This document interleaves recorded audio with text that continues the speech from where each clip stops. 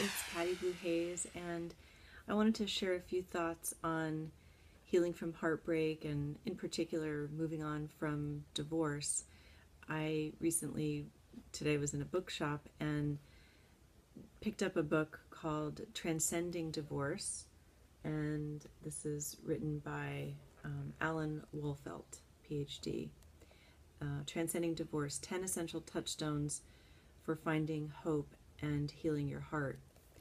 And it struck me kind of interesting because I'd been very focused on the healing from heartbreak aspect after my marriage ended. And to be honest, I don't even like the word divorce. To me, it just sounds like a four-letter word. I don't like it. It sounds ugly and has just ugly connotations to me. I don't like the word. And I realize that's an opportunity to explore what my feelings are about the word divorce and how my beliefs are about that. And maybe that's something that I haven't really explored and dealt with. And that leads me to my thought on letting you know, if you're going through a heartbreak or divorce, a breakup, that a lot of people will say, you should be past it, you should be over it.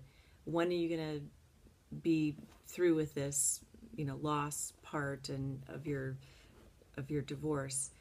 And it takes as much time as it takes. When there's a marriage and you think that that's going to be forever, until death do you part, that's a huge bond of your heart and your soul. Your lives are merged together. Your families are enmeshed. You may have children together. You have plans for the future. You might have bequeathed things in your wills to each other. And that is a huge sacred bond that doesn't just disappear and you don't just get over it.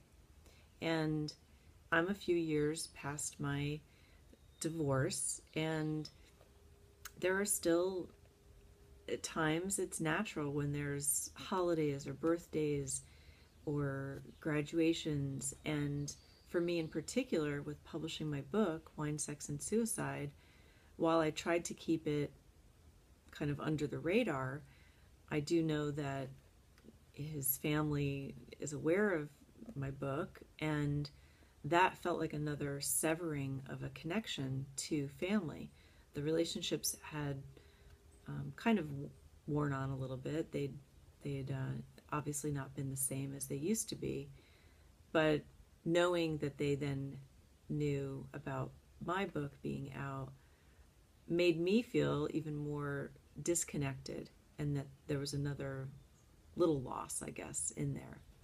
So I encourage you to just take the time that you need to heal, to grieve, to process, and that there's always a different layer of understanding that we can get while going through an experience, whether it's 6 months out, a year out, 3 years out, 5 years out.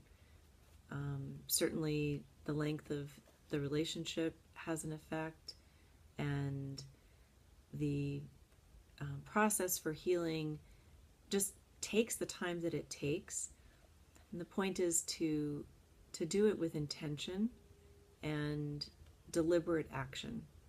I learned this the hard way as well, that I chronicled in my book, where I was avoiding and numbing and denying, and then and wanting to get to the other side, but not having the tools and techniques, not having the knowledge how to do that. And so I floundered in the pain body and wanting to avoid the pain. And obviously there were some issues toward the end of the marriage where my self-worth was at the lowest it could be. And so I wasn't operating from a sense of well-being or a sense of having autonomy. And that also, I think, factored into the self-destructive behavior that I was doing. So I'm curious to read this book, and I just encourage you to explore some bookstores. This was actually at a local bookshop, independent bookseller called Volumes of Pleasure. in Los Osos, California. And I know so many bookstores are disappearing, but it really is a wonderful place to find little treasures, and the booksellers are happy to make recommendations. The owner of the shop knew every book in her store, and there were thousands of books in there. So I'm gonna read this and continue on my process. I'll let you know how this book was, and just continue on your journey of exploration into the self and your awareness of your pain body and your healing from your heartbreak and divorce, that word that I don't like to say. All right. Thank you.